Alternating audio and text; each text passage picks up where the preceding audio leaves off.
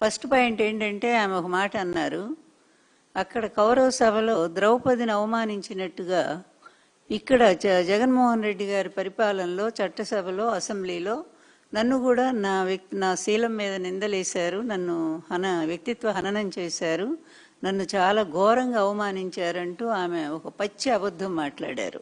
పచ్చి అబద్ధం. ఎందుకంటే బహుశా కుటుంబం అంతా అబద్ధాల్లోనే నడుస్తూ ఉన్నట్టుగా అనిపిస్తూ ఉంది. భర్త, కొడుకు, చివరికి ఈమె కూడా కుటుంబంలో చేరిపోయింది అబద్ధాల ప్రపంచంలోనే.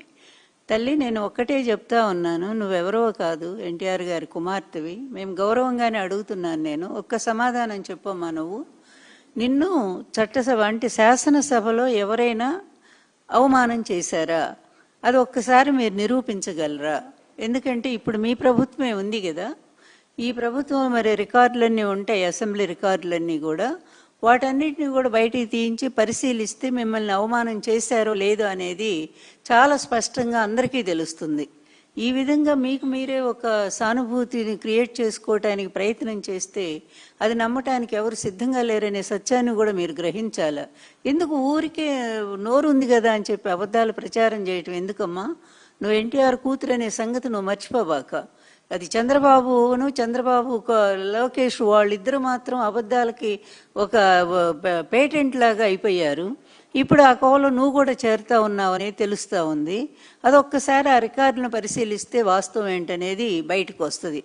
నిజానికి నీ వ్యక్తిత్వాన్ని, నీ క్యారెక్టర్ మీద నిందల్ని ఈ ఊరు వాడ మొత్తం ప్రచారం చేసింది నీ కొడుకు, నీ భర్త. నువ్వు ఫస్ట్ ఎవరిని నియంత్రించాలా? నువ్వెవరిని నిందించాలా? వాళ్ళని ఆపాలా? రాజకీయ ప్రయోజనాల కోసం నన్ను తీసుకెళ్లి బజార్లో పెడతారా అని చెప్పి వాళ్ళని నీ కొడుకు 4 తన్నులు తన్నాల, 4 దెబ్బలు వేయాల. ఇట్లాంటి పిచ్చి పిచ్చి ప్రచారాలు తల్లి మీద ఎవరైనా తీసుకెళ్తారా జనంలోకి అని చెప్పి? అది పోయి నువ్వు కూడా ఎవరో మీద నిందలేస్తే ఎట్లమ్మా? అప్పుడు మీ పార్టీలో ఉన్నవారే మిమ్మల్ని ఒక మాట అంటే నిజంగానే ఆ రోజు అందరం ఖండించాము. ఎందుకంటే ఒక మహిళను ఆ విధంగా అవమానించకూడదని. కానీ అంతకుముందు నీ కొడుకు, నీ భర్త, వాళ్ళ కుటుంబం స్త్రీల మీద చేసిన అవమానాలను కూడా నువ్వు ఒక్కసారి గనక గమనించి ఉంటే నువ్వు వాళ్ళనే ముందు నిందించి ఉండేదానివి. ఎవరైనా స్త్రీలంటే స్త్రీలే కదా. అలాంటిది రాజకీయ ప్రయోజనం కోసం నీ భర్త నిన్ను మొదటి నుంచి కూడా ఈ విధంగానే వాడుకుంటానే ఉన్నాడు. పార్టీలో చేరే దగ్గర నుంచి కూడా ఇప్పటి వరకు కూడా నిన్న రాజకీయ ప్రయోజనాలకు అడ్డం పెట్టుకొని వాడుతున్నాడు. అలాగే నీ కొడుకు కూడా అట్లాగే తయారయ్యాడు. అందువల్ల నువ్వు ఒక్కసారి అది ఆలోచన చేసుకోమ్మా. నిజంగా నువ్వు బాధపడుతున్నావే, నిన్నేదో అన్నారు, నన్ను ఏదో అన్నారని. వైఎస్ఆర్ కాంగ్రెస్ పార్టీ వాళ్ళు ఒక్కళ్ళు కూడా మాట్లాడలేదు మీ గురించి ఏనాడు కూడా. కానీ మీ భర్త, మీ కొడుకు ఏం చేస్తున్నారమ్మా? ఇంతెందుకు?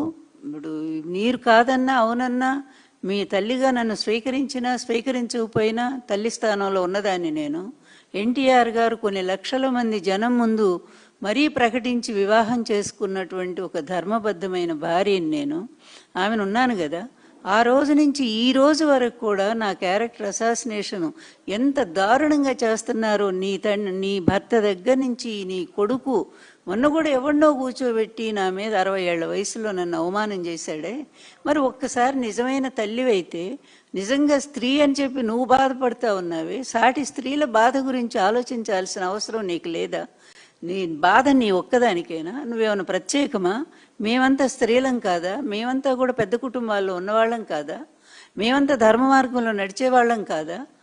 ఈ విధంగా ఇష్టం వచ్చినట్టుగా నన్ను మాట్లాడి అసహ్యకరమైనటువంటి భాషతో ఇప్పటికి కూడా ట్రోల్ చేస్తూనే ఉన్నారు. ఐటీడీపీ ద్వారా అతి దారుణంగా చేస్తూనే ఉన్నారే. మరి ఒక్క రోజన్న ఇది తప్పు అని చెప్పి వాళ్ళకు నువ్వు చెప్పావమ్మా? ఇంతెందుకు? రాష్ట్రంలో మహిళల మీద జరుగుతున్న అన్యాయాలు, అతి దారుణమైన అన్యాయాలు, ఈ తెలుగుదేశం పార్టీ, అందులో నీ భర్త చంద్రబాబు నాయుడు గారు ముఖ్యమంత్రిగా ఉన్న ఈ సమయంలో, అలాగే నీ కొడుకు ప్రకటించబడినటువంటి ఒక ముఖ్యమంత్రిగా పరిపాలన చేస్తున్నటువంటి ఈ రాష్ట్రంలో ఇప్పటి వరకు కొన్ని వందల మంది మహిళల మీద అత్యాచారాలు, అఘాయిత్యాలు, అదేవిధంగా వాళ్ళ మీద దారుణంగా అవమానించటాలు, ఆఖరు బట్టలు తీసి రోడ్డు మీద మీ తెలుగుదేశం వాళ్ళు కొడతా ఉంటే ఇంతవరకు ఒక్కళ్ళన్నా నీ భర్త కానీ నీ కొడుకు కానీ వాళ్ళు ఇది తప్పు, ఇలా చేయకూడదని వాళ్ళ మీద కేసులు పెట్టించారా? ఒక్కడినన్నా అరెస్ట్ చేయించారా?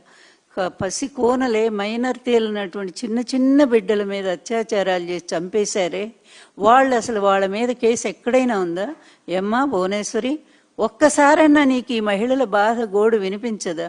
వాళ్ళు చిన్నవాళ్ళు, నీ స్థాయి అంత ధనవంతులు కాకపోవచ్చు, మీలాగా ఓ పెద్ద మహానుభావుడైన ఎన్టీఆర్ కూతురు కాకపోవచ్చు, కానీ ఆ తల్లిదండ్రులకు పుట్టినటువంటి ఆ సంతానాన్ని వాళ్ళు అపురూపంగా పెంచుకుంటారు కదా. ఆడబిడ్డల్ని ఎంతో మర్యాదగా ఉండాలని కోరుకుంటారు కదా. ప్రతి ఆడబిడ్డ మర్యాదే కోరుకుంటుంది. అట్లాంటి బిడ్డల్ని ఎంత దారుణంగా ఈ తెలుగుదేశం పార్టీ, మీ నాయకత్వంలో ఉన్నటువంటి ఈ తెలుగుదేశం పార్టీలో వాళ్ళు కీచకుల్లాగా మారి ఆ మహిళల మీద అత్యాచారాలు, అన్యాయాలు, దారుణాలు, దాష్టీకాలు ఇన్ని జరుగుతూ ఉంటే రాష్ట్రంలో, ఏమ్మా ఒక్కరోజు కూడా నీకు కనిపించలేదా? నీకు ఎవరో ఎప్పుడో, అది కూడా మీ పార్టీలో ఉన్నప్పుడు ఒకరు అన్నారని అది ఇప్పటి వరకు కూడా ఇన్ని సంవత్సరాలు లాగుతూనే ఉన్నారే, అది ఇప్పుడు నువ్వు కూడా అదేగా లాగుతున్నావు. నీ భర్త నీ కొడుకు అదే వాడుకున్నారు. నా తల్లికి అవమానం జరిగిందని ఆయన, నా భార్యకి అవమానం జరిగిందని ఈయన ఏడని కూడా ఏడ్చాడు కదా. దొంగేడుపు అదో పెద్ద డ్రామా క్రియేట్ చేశారు కదా. అసెంబ్లీలో కూడా బయటకు వచ్చి ఇంకొక సినిమా చూపించారు కదా. అప్పటి నుంచి ఇప్పటివరకు ఎలక్షన్లో అది వాడుతూనే ఉన్నారు కదా. ఇంత నీచంగా స్త్రీని, తన భార్యని ఒక బయట పెట్టి రాజకీయ ప్రయోజనం కోసం ఈ విధంగా వ్యాపారం చేస్తున్నటువంటి నీ భర్త ఎంత దుర్మార్గుడో, నీ కొడుకు ఎంత నీచుడో, మరి నీ పెంపకంలో ఎందుకు ఈ విధంగా తగలడ్డారో కూడా మాకు అర్థం కావట్లేదు. అంత నీచంగా బిహేవ్ చేస్తూ ఆడవాళ్ల మీద కనీస గౌరవం లేనటువంటి నీ భర్త, నీ కొడుకుని దండించాల్సింది పోయి నీకేదో జరిగిందని చెప్పి ఇప్పుడు వచ్చి బయట మాట్లాడుతూ ఉంటావా? ఇది న్యాయమేనా? ఈ ప్రశ్న మిమ్మల్ని వేస్తున్నాము. ఈ రాష్ట్రంలో జరుగుతున్న ఆడబిడ్డల మీద జరుగుతున్న అన్యాయాల గురించి ఒక్కసారి మాట్లాడండి. నాకు జరుగుతున్న అన్యాయం గురించి ఒక్కసారన్నా కనీసం ఎందుకు ఆమె జోలి పోతారు అని ఒక్క మాట మీరు ఎప్పుడన్నా మాట్లాడారా సపోర్టుగా? ఏనాడు లేదు కదా. మీకు మీరే ఈ విధంగా సపోర్ట్ ఇచ్చుకుంటే, సమర్థించుకుంటే అమ్మా అది నవ్వులాటగా ఉంది తప్ప ఇక్కడ రాష్ట్రంలో ఎవరు కూడా నవ్వుకుంటున్నారు. మీ మీద సానుభూతి కించిత్తు కూడా లేకపోగా మీరు కూడా అబద్ధాలతో చేరి మాట్లాడుతున్నారని అందరూ కూడా నవ్వుకుంటూనే ఉన్నారు. రాష్ట్రంలో ఇంకా అలాగే వైఎస్ఆర్ గారి కుటుంబం గురించి కూడా మీ వాళ్ళు ఎంత నీచమైన వ్యాఖ్యలు చేశారమ్మా. వారి కుటుంబం గురించి, ఆ స్త్రీల గురించి, షర్మిల దగ్గర నుంచి, విజయమ్మ గారి దగ్గర నుంచి, భారతి గారి వరకు కూడా ఎంత హీనంగా ఇప్పటికి కూడా చేస్తున్నారు కదా. నీచమైన బొమ్మలేసి ఎన్ని రకాలుగా ట్రోల్ చేస్తూ ఉన్నారు కదా. మరి ఒక్కసారన్నా నీ కొడుకు ఆ సంస్కారం నేర్పించావా భువనేశ్వరి? ఒక్కసారన్నా కూడా ఈ విధంగా కుటుంబంలో ఉండే స్త్రీలను ఎందుకు మీరు బయటకు లాగుతున్నారు? ఎందుకు దారుణంగా వాళ్ళని ఈ విధంగా క్యారెక్టర్ అసాసినేట్ చేస్తున్నారని ఒక్కసారన్నా మందలించావా? నిజంగా ఇంకొక తల్లి అయితే, నాలాంటి తల్లి అయితే చెప్పు తీసుకొని పళ్ళని రాలగొట్టేదనమాట. ఎందుకంటే ఇట్లాంటి పనికి మాలిన స్త్రీలందరూ తల్లుల్లాంటి వాళ్ళు, చెల్లెల్లాంటి వాళ్ళు, పరాయి స్త్రీలు. అలాంటి వాళ్ళని గౌరవించాల్సింది పోయి ఈ విధంగా వీధుల్లో పెట్టి వాళ్ళ ఫోటోలు ఇష్టం వచ్చినట్టు మార్ఫింగ్లు చేసి అసహ్యకరమైనటువంటి బొమ్మలతో చేస్తూ ఉంటే ఇది నువ్వు భరిస్తున్నావా, లేకపోతే నువ్వు కూడా ఎంకరేజ్ చేస్తున్నావా? అట్లా చేయండి అని దీని గురించి మాట్లాడమ్మా భువనేశ్వరి. ఫస్ట్ నువ్వు ఆ స్త్రీలు కదా, మనకంటే కూడా ఇంకా గౌరవమైన కుటుంబంలో ఉన్నవాళ్లే కదా. అట్లాంటి స్త్రీల గురించి అసభ్యంగా నీ కొడుకు, నీ భర్త ఈ విధంగా సోషల్ మీడియా ద్వారా వాళ్ళని వ్యక్తిత్వ హననం చేస్తూ ఉంటే మీ నోరేమైందమ్మా? మీరెందుకు వాళ్ళని మందలించట్లేదు? దీనికి కూడా మీరు సమాధానం చెప్పాల్సిన అవసరం ఉంది. అలాగే అత్యాచారాలు, అన్యాయాలు, దాడులు, మరి ఇవన్నీ దారుణాలు జరుగుతూ ఉన్నాయి. మరి అదేవిధంగా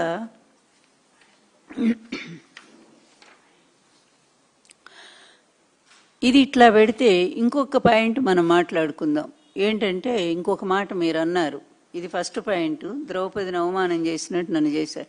నిన్ను వైఎస్ఆర్ పార్టీ వాళ్ళు ఒక్కళ్ళు కూడా అవమానం చేయలేదు, చేసిందంతా కూడా మీ భర్త, మీ కుమారుడు అనేది. ఇక రెండో పాయింట్, మీ భర్త మాట ఇస్తే తప్పరా? అసలు ఎంత జోక్ ఇది, జోక్ ఆఫ్ ఇయర్. నిజంగా ఈ సంవత్సరానికి అతి పెద్ద జోక్ ఏంటంటే ఇదే. దీన్ని నిజంగానే మార్కెట్లో పెడితే బ్రహ్మాండం ప్రైజ్ కూడా వస్తుంది, దీనికి బహుమతి కూడా వస్తుంది.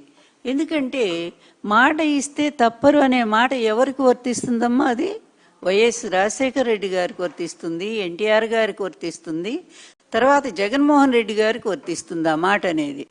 మాట ఇస్తే తప్పుతామనేటువంటి మాట ఎవరికి వర్తిస్తుందంటే నీ భర్తకే వర్తిస్తుంది అది.